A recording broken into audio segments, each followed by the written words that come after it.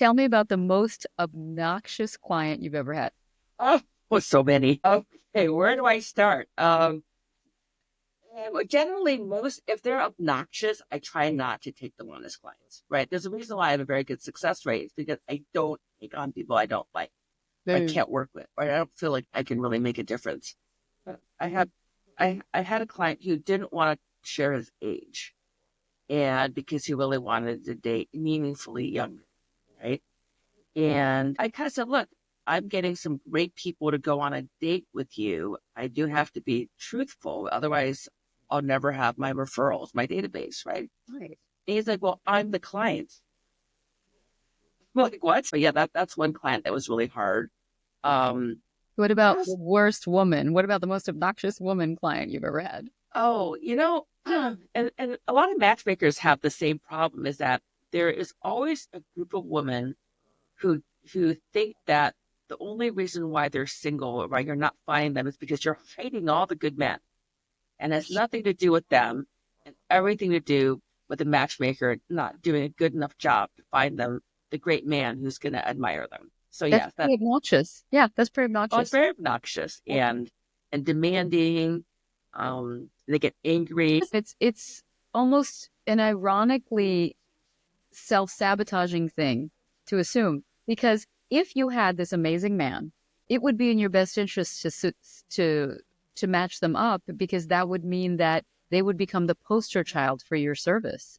And everybody would Absolutely. be like, my God, you found the chupacabra and matched her with her chupacabra.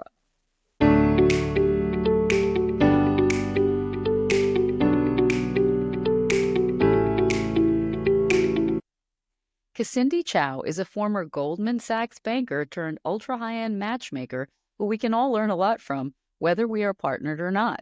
Because unlike some matchmakers, she's focused on building relationships that last rather than just on making matches that click.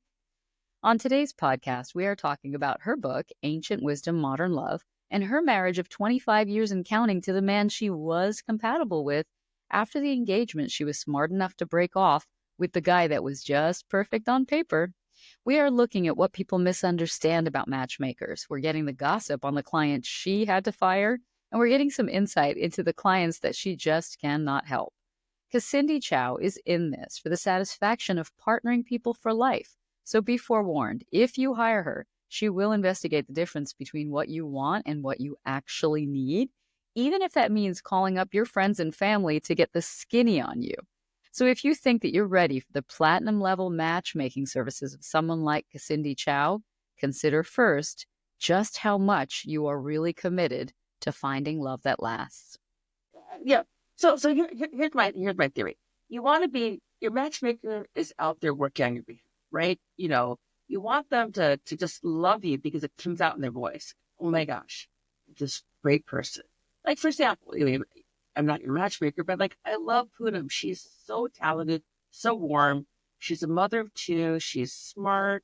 She's an author. She's like talented, got beauty and brains, right? You can see the care, right?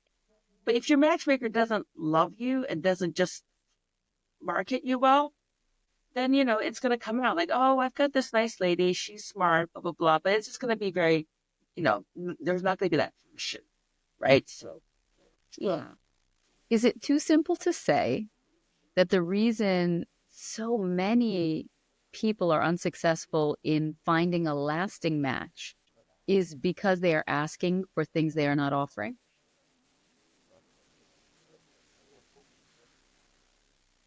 good question.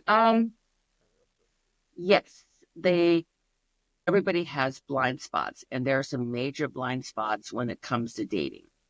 A lot of people come in with checklists, but they also don't want to do any introspection. So they're not really looking at their own selves, but only looking at what they want, right? And it's very self defeating because what you put out influences what you. Do you have women coming to you by and large saying, I want someone who's makes $1 million a year, meanwhile they're making $100,000 a year? Do you have men coming to you saying, I want someone who's in great shape, and guess what? The guy's just kind of a jerk and has never seen Yeah, him inside of a gym. Is that what you see, or where it's really sort of seen as a transactional search for love rather than a connection focused search for love? Very often it starts out that way.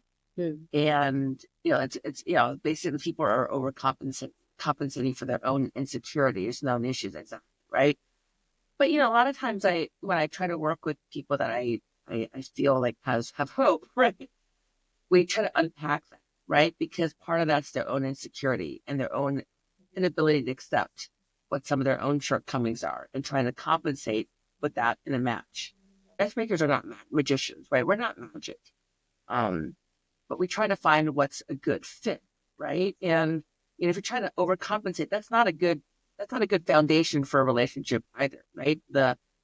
Every woman is looking for the Ivy League educated silver fox who's 6 foot, right? But is she an Ivy League educated silver fox? Sometimes, yeah. I mean, there's also a market dynamic, right? The silver fox, 6 foot gentleman may not want to date his equivalent.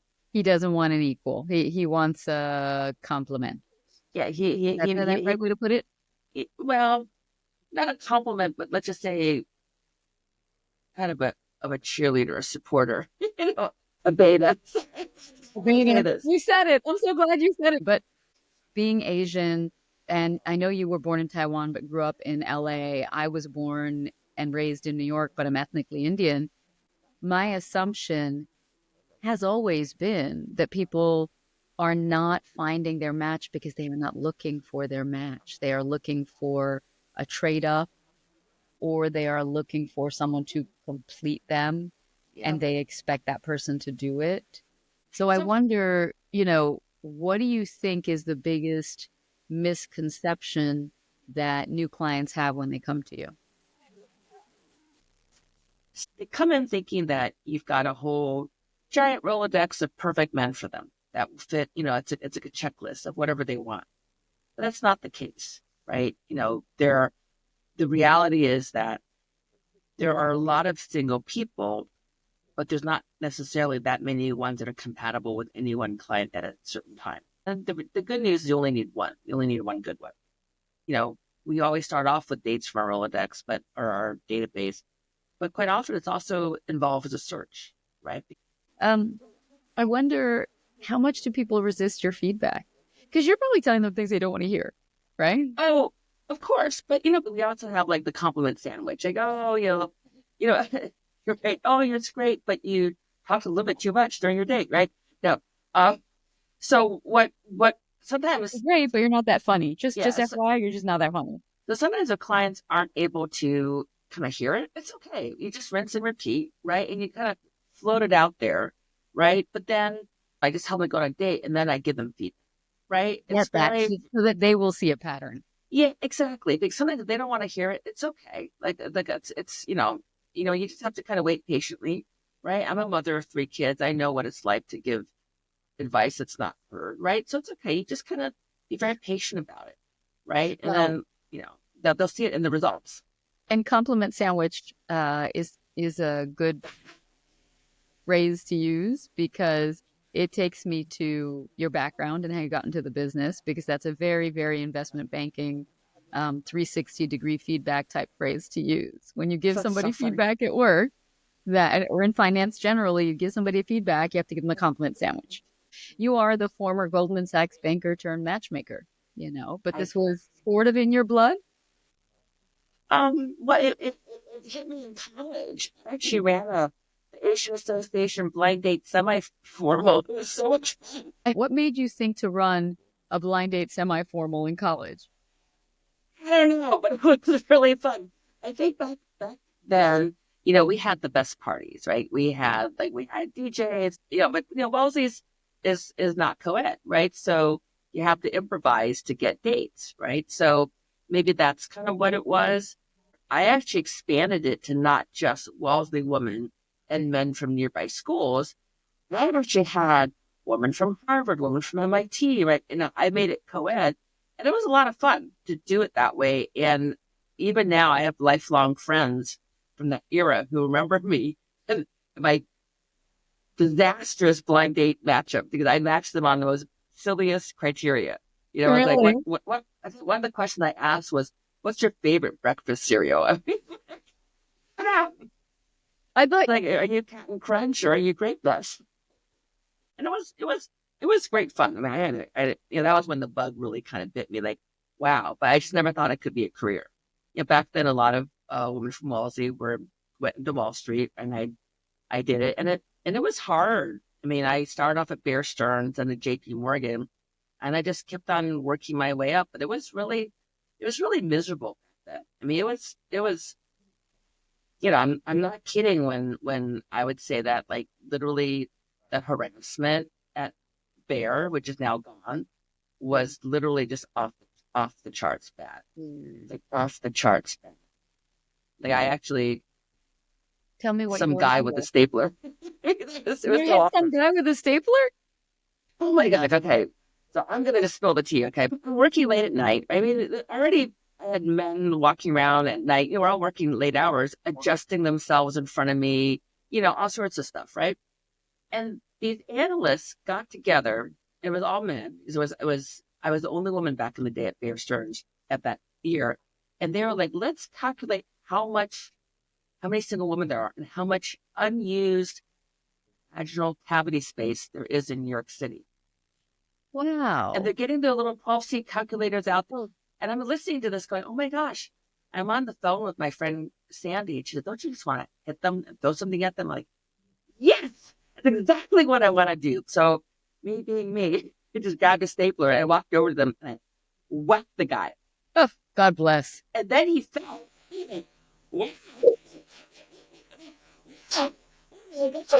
So, so I ran to the bathroom like, oh my gosh, crying. Like, oh my God, this is terrible. It's like, okay, calm down, Cassindy. You're going to go out. You're going to apologize. You're going to go apologize to this guy and say, I'm so sorry for assaulting you with a stapler.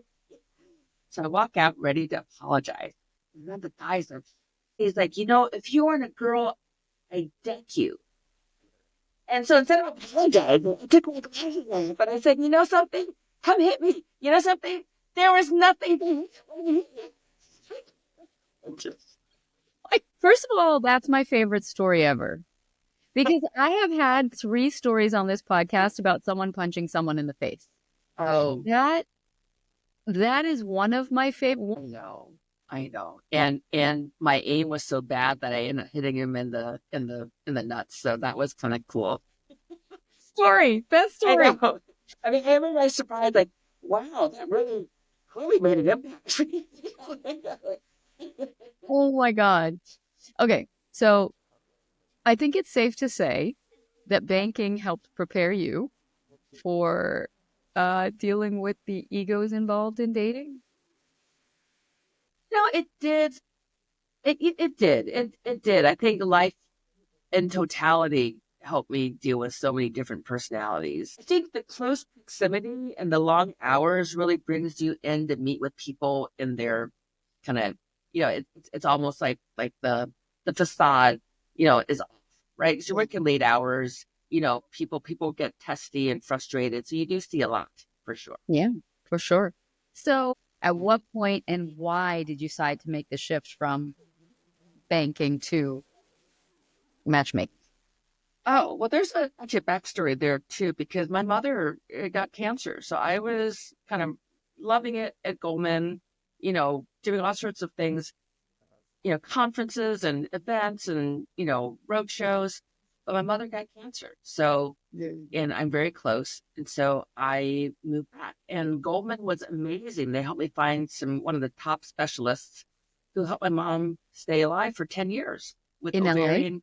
in LA with ovarian cancer. She now passed away, but she had a good 10 and a half year run. And I do thank Goldman for that referral. Okay, so then you were Then back in LA and you took time off to take care of your mom, or I what was the did. I situation? did. And I got married and so we got married. I had 3 kids, I also did some financial consulting, worked in tech, did a lot of kind of different jobs.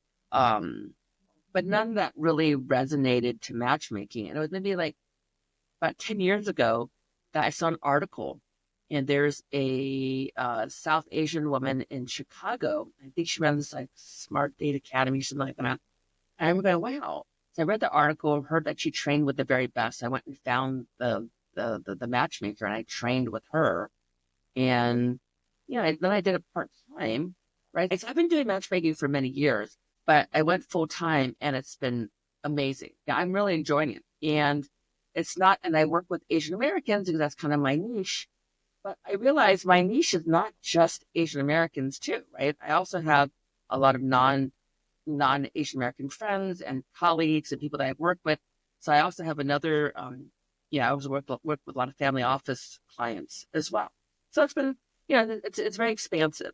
There's so many blended relationships today in today's world that it's not just, oh, Chinese people only date Chinese people. It's not that way anymore, right? Yeah. And what you describe is really high end. You're talking about family offices. How high is the highest price point that you've worked at? $250,000 for a Per three-city search. 3-city search.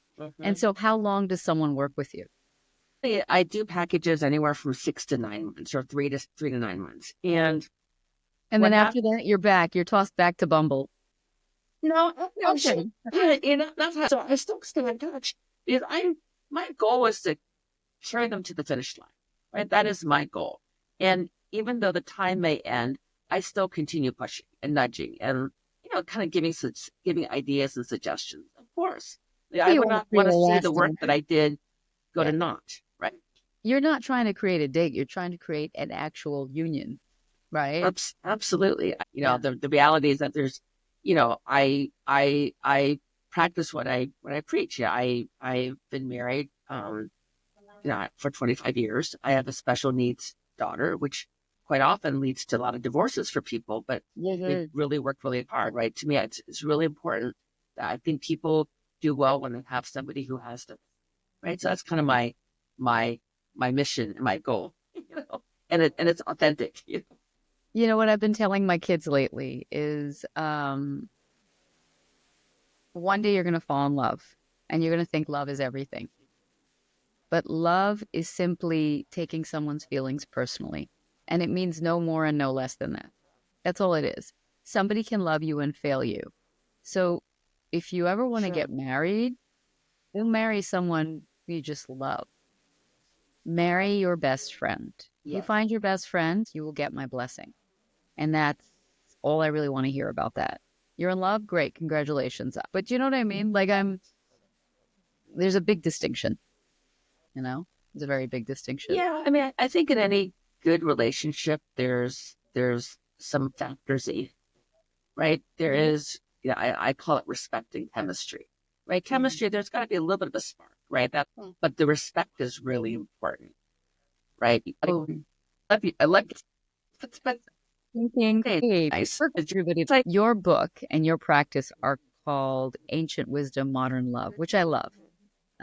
What do you think we can gain in modern dating by looking back at ancient wisdom? So there's some basic fundamentals that are still there, despite modern technology. I do think that today's world with social media and people keeping up, it becomes very frenetic. So it's very frenetic. And sometimes we lose track of old-fashioned dating, right? And so I like to kind of push back to, having that really strong conversation, having, I always ask about people's relationship with their parents. What did they like about their parents' marriage? What did they not like? Right? I always ask a lot of deeper questions. Well, I always like to say, you marry your boyfriend, you wake up next to their childhood assumptions about what's acceptable. Like your boyfriend's gone. That's your date to the wedding is your boyfriend. That is so true. You're right. You're right. And then, if your assumptions and his assumptions are not the same, you are going to have one good honeymoon and one tough life.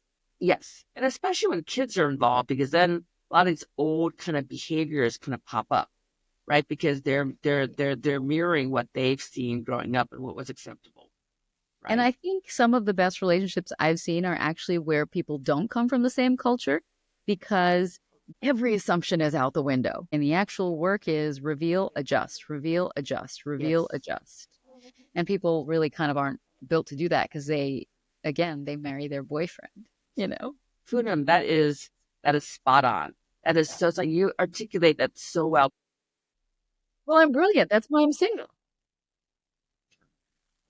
I completely agree with you about when people with different cultures and different expectations, it's actually a much more open relationship. And what's great about that, you're right, is talking about people kind of evaluating and adjusting because it gives you an opportunity to create your own relationship in the way that really works.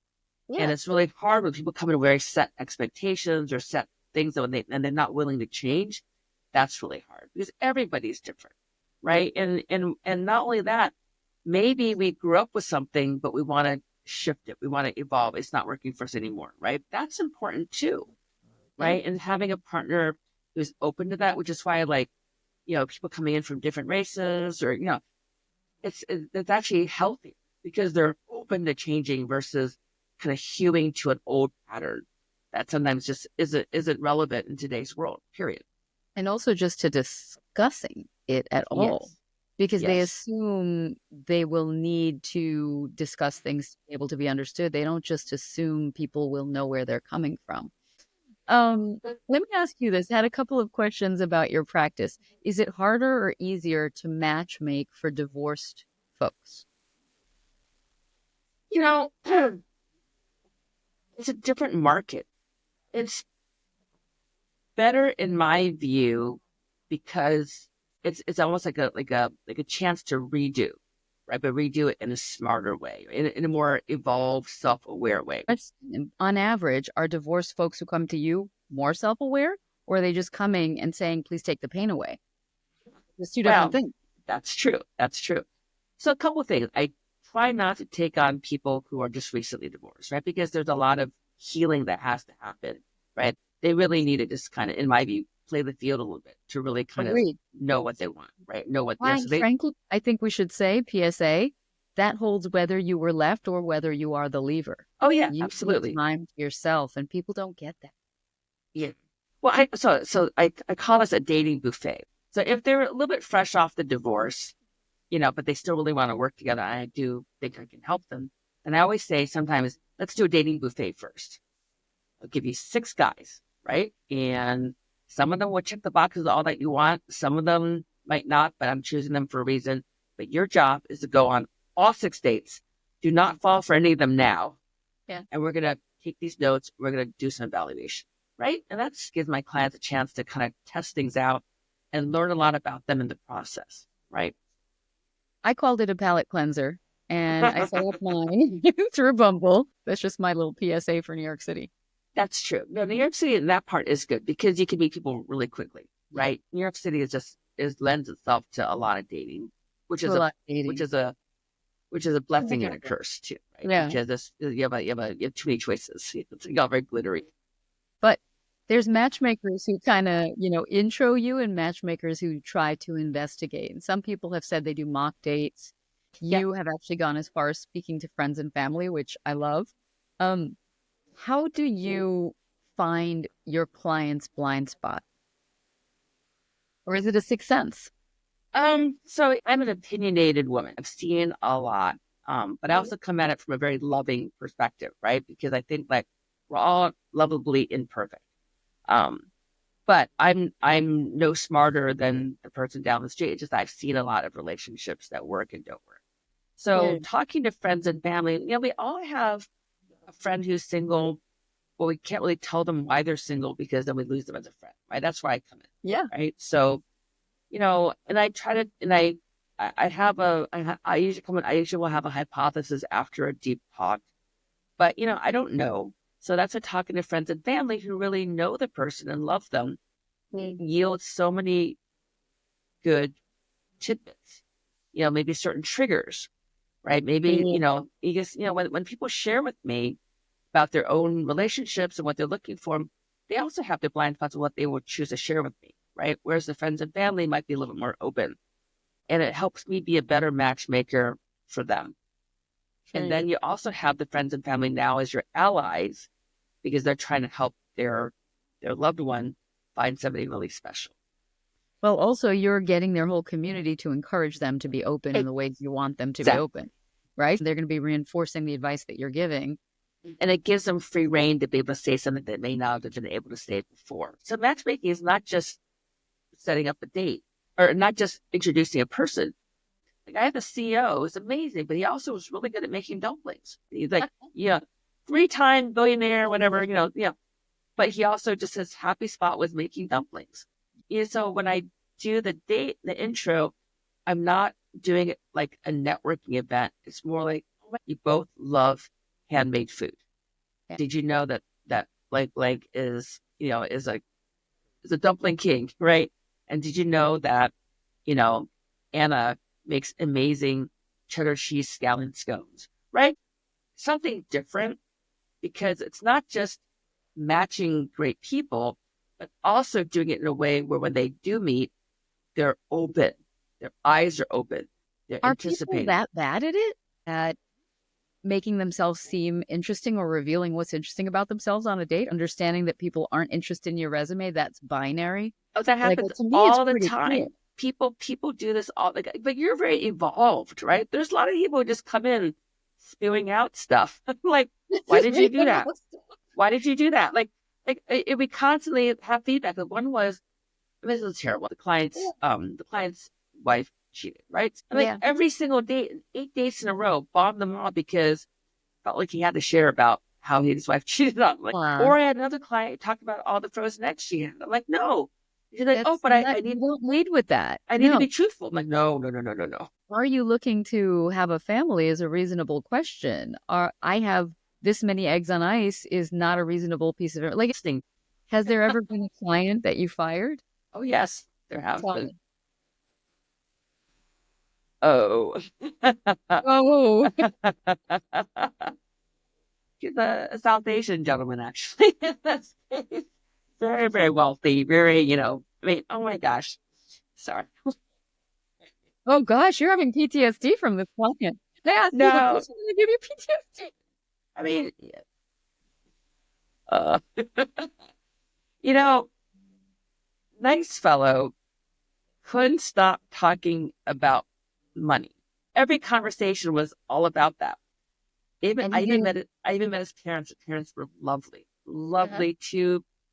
Lovely. They fed me shot and treats, and there was tea. It Yeah. was wonderful. Lovely family, and I found them like 20 women, but each one was like, oh, 1 inch too short, 2 years too old. It was like looking at it was like horse shopping, right? And I think finally I said, I don't think we're a good fit because he would berate me. I mean, like he didn't like him. And he's like, well, you should have been more truthful about this and that. Trying to like renegotiate everything with me. So I actually said, I don't think we're a good fit anymore. Why not just give you a refund? Yeah. Well, he sounds incredibly insecure, but also masked with a lot of bravado. And like, that's not somebody you're going to be able to match with a long lasting relationship anyway. And it's not my brand. I remember he also was very adamant about me bringing up the topic of a prenuptial agreement with all of them. I'm like, that in itself is already very transactional. It's Right? so transactional. He's looking for a hottie, looking for a purse, or looking for a Right. wallet, right? And then, but by throwing out all the money, it's begging to need a prenuptial agreement. And I remember going, I still remember the shock. He goes, I need to think about that. I'm like, think about it. Yeah, and Yeah. he was gracious. Like I said, as a matchmaker, I really care about my clients, right? And I want to represent them well. But if I'm like feeling kind of hurt, it's hard for me to sell them. It's hard for me to say, oh my gosh, I got this great guy. It was more like this guy, right? Well, you have to believe that they are capable of loving in order to try to pitch them as someone to love, right? Yeah, And this is not a man who's setting himself up to signal that he knows how to create any kind of healthy connection, right? Because yeah. look at the way he's talking to you. Um, we've talked a little bit about people having checklists, and I did want to get to this. Like, How long is too long of a list of requirements? don't some people that Someone told me that they felt it was a therapist who was telling me that of all of people who she works with who are divorced, like people who are generally healthy and want to partner again. The only ones that don't are the ones that waste a lot of time with the wrong people, right? And that's where I come at this. It's true. I like that forthrightness. And I've had a number of people actually thank me for the way that I've rejected them after a date. I have a Well, standard text. Thank you yeah, for your time in your company last night. Somehow I feel like this is not exactly what I'm looking for. I hope it's okay to be direct. I really wouldn't want to waste your time. that's true. It's great that you do that. Again, I think, Poonam, you're much more evolved than a lot of my clients because as a matchmaker, one of my duties is to break things off. But when people ghost people, that's what leads people to wonder, like, well, what was it about me that that person didn't like? Right. Ghosting is the most obnoxious thing Oh, that it's not, anybody can do. well, it's people are fearful of confrontation. People are fearful. Cowardly. Like ghosting is actually very mean. It's cowardly and mean, Yes. because they're putting it on someone else. Last question for you. And then I'm going to ask you another question after we stop recording. Sure. And I don't want it on camera because it's going to be, what do you think my blind spot is? And I don't think the world is ready for that. But my last question of the podcast for you is... What, Poonam? You have no blind spots. Oh my God, I'm half blind. Half blind. I don't know what I'm doing. Anyway, if you were single now and you were looking for love and you hired a matchmaker, I would hire 3. oh, that's a good one. Oh yeah, totally. I would totally hire 3 matchmakers. I would because it would get me access to all the people I want to meet. I was going to say, knowing everything you know now about relationships, which you formed, which have actually lasted, what would you personally tell a matchmaker you wanted? If you were single, what would you be telling a matchmaker you wanted, knowing what it takes to make a 25-year marriage work and knowing all of the relationships you set up that have actually lasted versus the ones that have not?